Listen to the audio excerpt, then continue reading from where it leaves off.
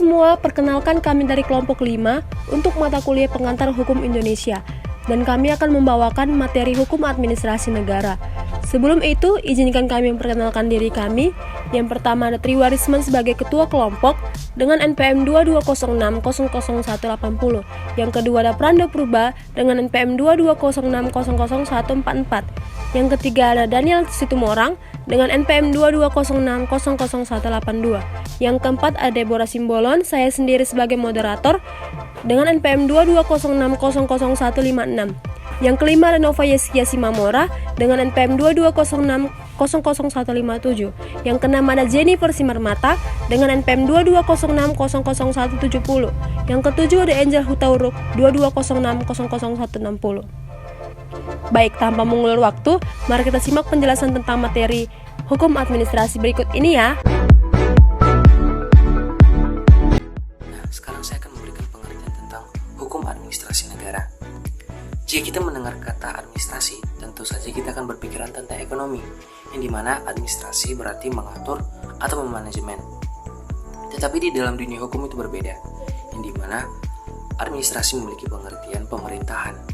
Nah, jika kita menggabungkan kedua arti tersebut, maka bisa kita artikan hukum administrasi negara adalah hukum yang mengatur atau memanajemen pemerintahan dalam suatu negara.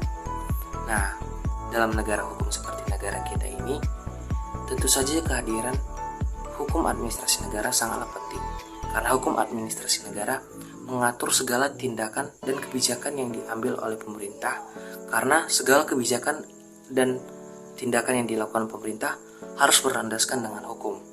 Nah, tentu saja kebijakan dan tindakan tersebut harus dipertimbangkan apakah ini merugikan atau mensejahterakan masyarakat. Jadi, segala tindakan dan kebijakan itu diatur dalam hukum administrasi negara. Terima kasih. Baik, di sini saya akan membahas tentang sejarah administrasi negara. Perkembangan dan pertumbuhan suatu masyarakat yang semakin hari semakin bertambah akan mempengaruhi suatu perkembangan informasi dan teknologi yang semakin hari semakin berkembang pula.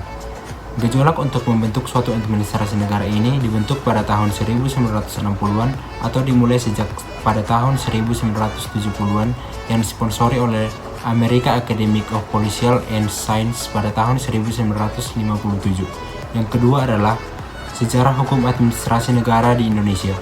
Pada tahun 1967 dibentuk suatu lembaga administrasi negara yang memiliki peran sebagai penanggung jawab untuk menjaga tampilan birokrasi di Indonesia.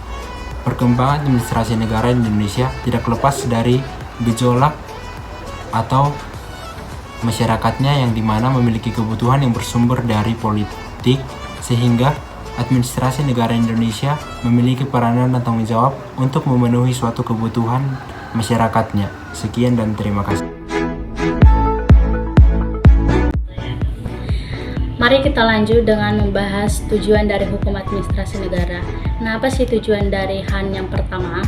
Yaitu memberikan batasan dan kewenangan terhadap para lembaga-lembaga ataupun pejabat administrasi negara.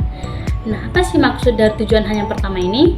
Maksudnya adalah selain mengatur hubungan antara pemerintah dengan warga negara, tujuan HAN ini juga diberikan kepada para lembaga-lembaga administrasi negara yang telah diberi tanggung jawab untuk melaksanakan tugas dan fungsinya sesuai dengan ketentuan peraturan perundang-undangan dan diberi batasan agar para lembaga-lembaga administrasi negara ini tidak melenceng ataupun menyalahgunakan jabatannya untuk kepentingan pribadinya. Yang kedua, memberikan perlindungan kepada rakyat atau badan hukum perdata dari tindakan sewenang-wenangnya dari tindakan sewenang-wenang pejabat administrasi negara. Dari tujuan yang kedua ini, HAN memberikan perlindungan terhadap rakyat jika ada tindakan pejabat administrasi negara yang sewenang-wenangnya ingin mempersulit rakyat.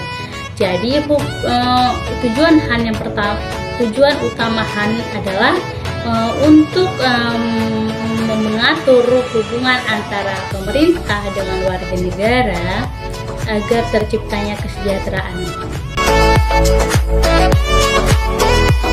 Baik, kalau kita mempelajari sumber hukum administrasi negara, ada dua sumbernya, yaitu satu sumber hukum material dan yang kedua sumber dalam hukum material ini merupakan faktor-faktor yang terjadi di dalam masyarakat, baik secara sosiologis, historis, maupun filosofis. Dan sumber material ini merupakan faktor-faktor yang mempengaruhi isi atau muatan yang ada di dalam aturan-aturan hukum tersebut. Adapun sumber hukum yang kita gunakan di Indonesia adalah Pancasila.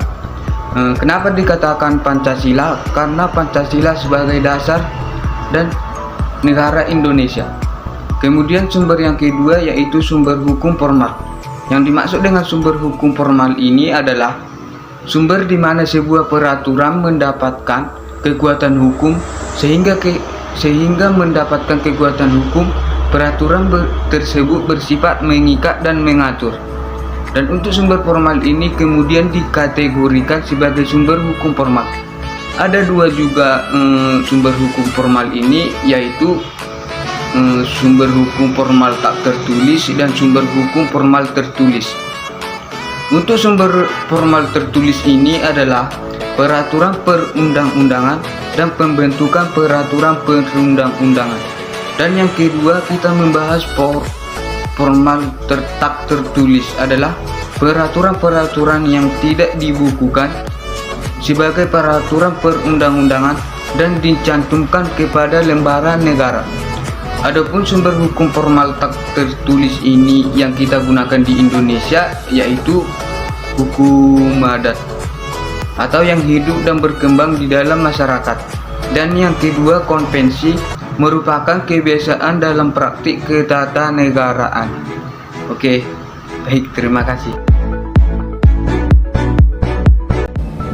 Asas-asas hukum administrasi negara. 1. Asas-asas legalitas. Asas-asas legalitas berarti asas kepastian hukum sebagai asas yang menyenangkannya.